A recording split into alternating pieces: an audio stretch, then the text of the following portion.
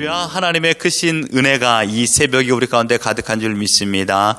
오늘 베드로서 1장 12절로 21절까지 본문을 가지고 12월 22일 화요 새벽 기도를 하나님께 드리도록 하겠습니다. 우리는 계속해서 베드로 서신을 묵상하고 있습니다.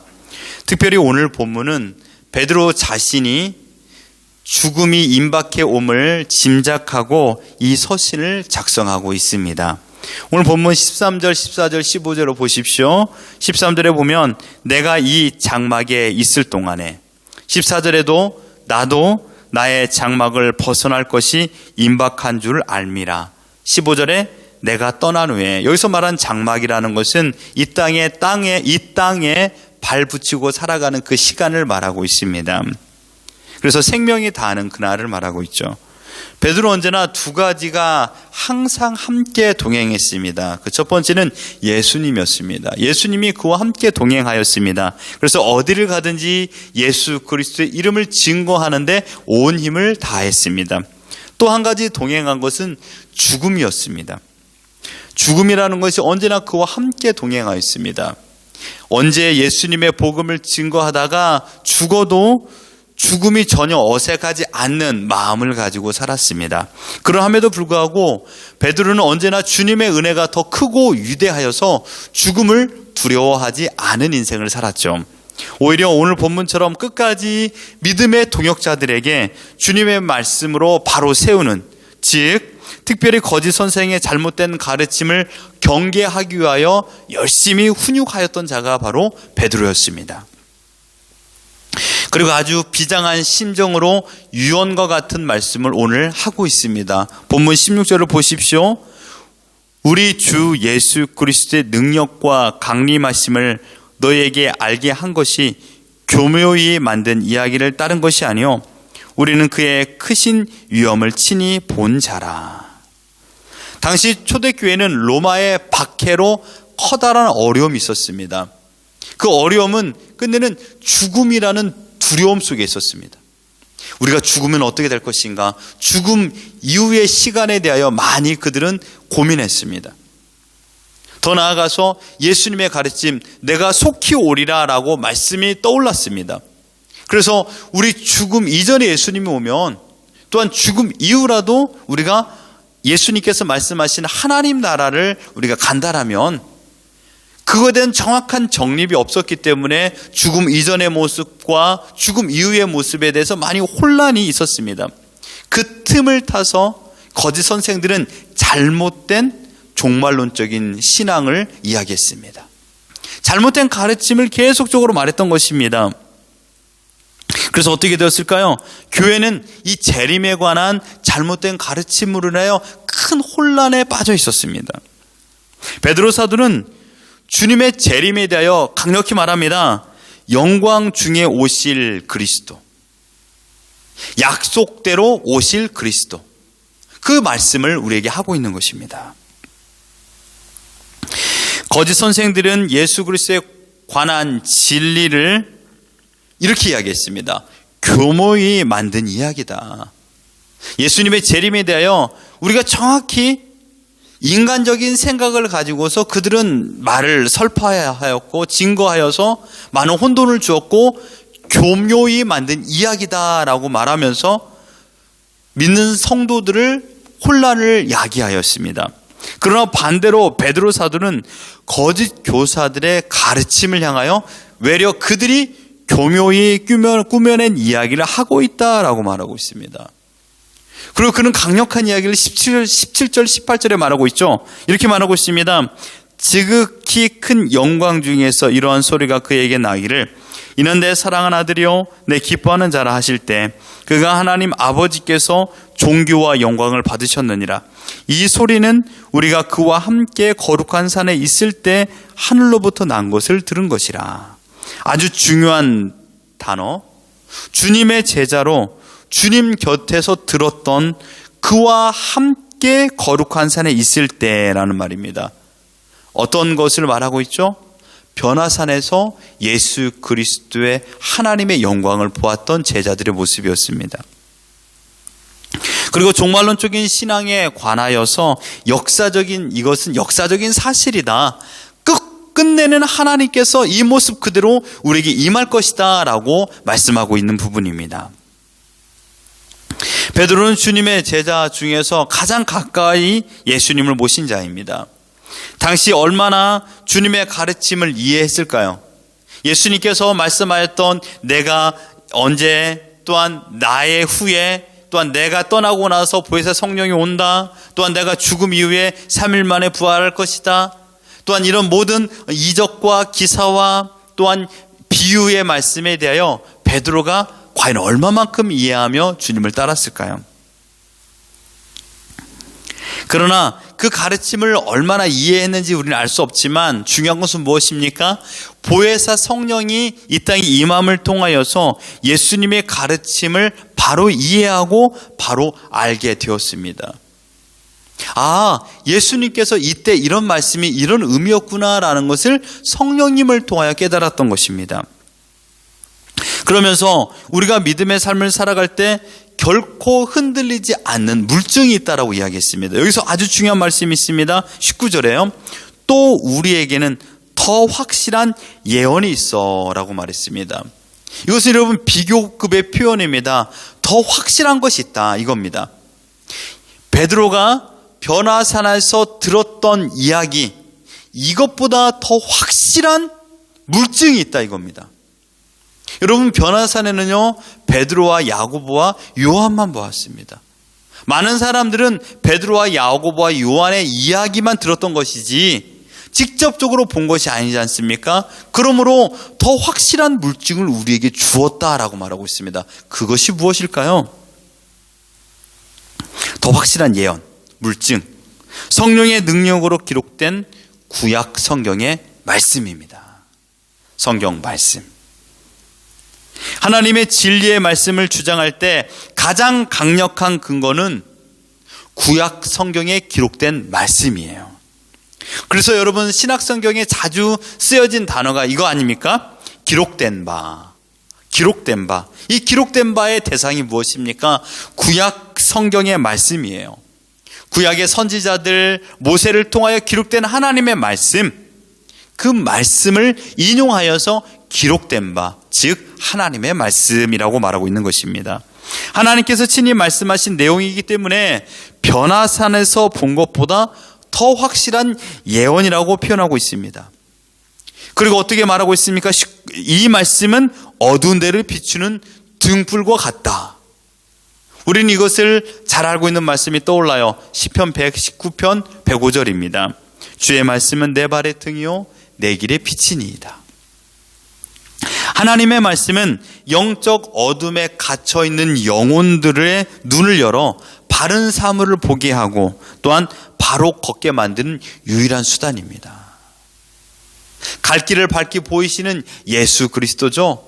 그 말씀대로 살아가는 자만이 영생의 복을 받을 수 있는 것이죠. 예수님께서는요 이스라엘 백성을 보며 한탄하시면서 이렇게 말씀하신 것이 있습니다. 목자 없는 양. 목자 없는 양.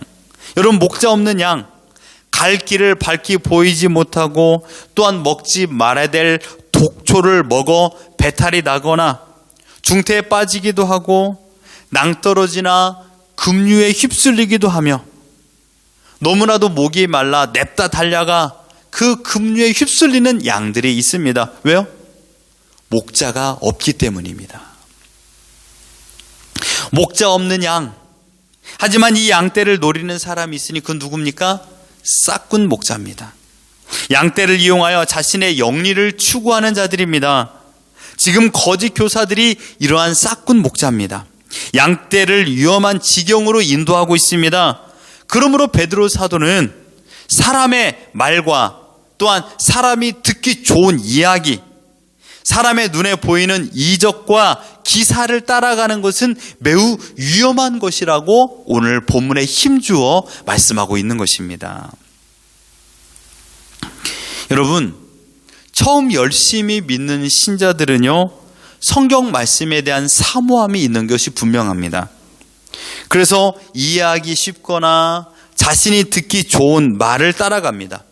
그것이 사실인지 아닌지 충분히 분간할 능력이 없음에도 불구하고 내가 좋아하는 사람이 믿는 이야기, 내가 좋아하는 사람이 따라가는 그 길을 따라갑니다. 하나님의 말씀이 아니라 사람을 따라가죠. 더 나아가 내가 듣기 좋아하는 이야기, 내가 생각해서 옳은 이야기, 그 이야기를 따라갑니다. 그래서 구약 성경 말씀을 청취자들이 듣기 좋은 말로 해석해서 전달합니다. 요즘 시대로 말한다면 번영신학이라고 말할 수 있죠. 예수 잘 믿고 잘 되는 것, 예수 믿고 부자 되는 법, 기도로 막힌 것을 뚫는 법, 하늘문을 여는 기도, 신자의 성공 인생, 이 모든 것은요, 땅에서 잘 되는 인생을 살아가는 것을 말하고 있습니다. 여러분, 인생을 잘 사는 법을 싫어하는 사람이 누가 있겠습니까? 우리 자녀가 잘 되는 것을 싫어라 하는 부모가 어디 있겠습니까? 그러니 자연스럽게 그런 메시지를 좋아하고 그 메시지를 추종하게 되는 것입니다.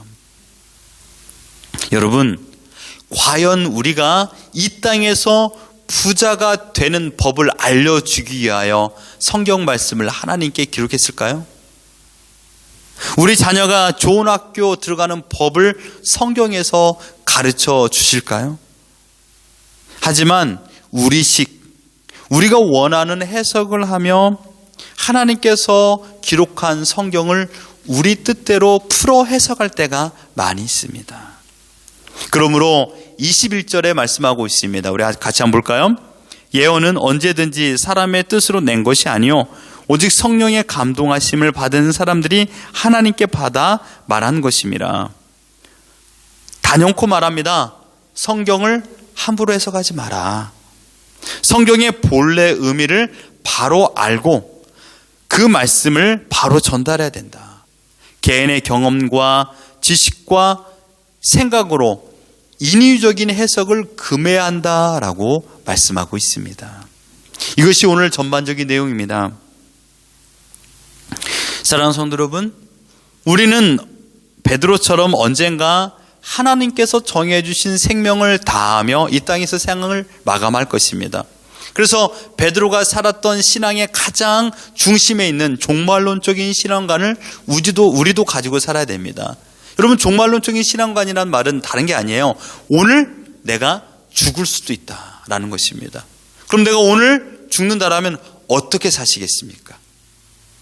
그냥 내 인생 내 마음대로 내가 하고 싶은 거 오늘 마지막 날이니까 내 마음대로 하고 살다가 그냥 생을 마감하시겠습니까? 그렇지 않을 것 같습니다. 다 우리가 마지막 날은, 마지막 시간이라는 것은 정말 우리가 겸손히 겸허하게 우리 자녀들에게 따뜻한 메시지와 사랑을 전달하고 하나님을 생각하며 생을 마감을 준비하지 않겠습니까? 마찬가지입니다. 오늘 나의 삶이 마지막이라면 어떻게 살 것인가? 이것이 바로 종말론적인 신앙관입니다. 그래서 끝까지 하나님을 사랑하고 하나님을 바라보며 하나님을 의지하며 살아가는 것입니다. 여러분, 지금 나의 삶의 방향을 무엇으로 정하며 어떻게 살아가고 있는가를 생각해 봐야 됩니다. 여러분은 여러분의 중심의 생각이 나 중심입니까? 아니면 하나님 중심입니까? 여러분의 중심적인 생각은 무엇이냐라고 오늘 베드로 사도는 말하고 있습니다. 가장 많이 생각하고 있는 것. 베드로는 더 이상 성도들에게 자신의 육성으로 말씀을 전하지 못할 것을 알고 있었습니다. 그러나 오늘 본문 15절 이렇게 말하고 있습니다. 이런 것들이 생각나게 하려 하노라. 여러분, 여기서 이런 것들이 무엇입니까? 곧 하나님의 말씀이에요. 하나님의 말씀이 생각나게 하기를 나는 간절히 소망하고 있다라고 말하고 있는 것이에요. 말씀을 읽고 말씀을 생각하고 말씀이 곧 나의 목자가 된다라고 말하고 있습니다. 어떠한 인간의 가르침보다 하나님의 말씀이 더 권위가 있는 줄 믿습니다. 말씀을 터부시 여기는 사람이 있습니다. 그들은 하나님을 제대로 알지 못하는 사람들입니다. 여러분, 사람은요, 우리에게 조금의 위로를 허락해 줘요. 사람을 만나면 위로를 받기도 합니다. 그러나 그 위로로 우리의 마음의 모든 힘든 것을 다 위로받지 못합니다. 하지만 우리의 생명 되시고 우리 아버지 되시는 하나님의 말씀을 읽으면요, 내 마음에 잔잔한 위로가 찾아옵니다. 내가 누구이며 나를 만드신 분이 누구이고 나를 지키신 분이 누구인가를 알물 통하여서, 어제 말씀처럼 그 하나님을 바로 알므로 인하여 흔들리지 않게 되고 마음의 평안이 있죠. 내 속에 성령 하나님께서 이 말씀을 이해하도록 이끌어 주십니다. 이 말씀이 떠오름으로 인하여 내가 원하는 정욕을 버리는 그런 강력한 힘을 부여받게 되는 것이죠. 전신갑주가 무엇입니까? 바로 그겁니다. 하나님의 말씀이 떠오르고 이 말씀이 떠오름으로 인하여서 그렇구나, 내가 잘못된 생각을 했구나, 내가 잘못된 판단을 하려고 했구나, 하나님 나를 불쌍히 여겨 주옵소서라고 하며 하나님께 고백하는 것입니다. 여러분, 하나님에 대하여 하나님의 주권을 아는 자는 하나님의 말씀을 함부로 대하지 않습니다.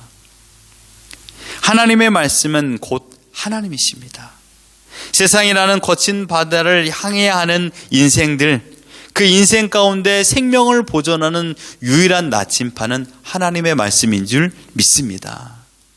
광야에 길을 내시고 사막에 강을 내시는 하나님의 능력, 우리는 그 능력을 구약 성경을 통하여 보았습니다. 우리의 보기에는 너무나도 위대한 일이지만 하나님 자신의 시각과 하나님의 자신의 능력으로는 0.00001%도 사용하지 않은 겁니다. 말씀을 바로 알고 바로 믿으면 결코 거짓 선생들의 가르침에 흔들리지 않습니다. 내가 원하는 나의 식대로 성경을 해석하지 않습니다. 우리에게 성경을 주신 목적이 무엇입니까?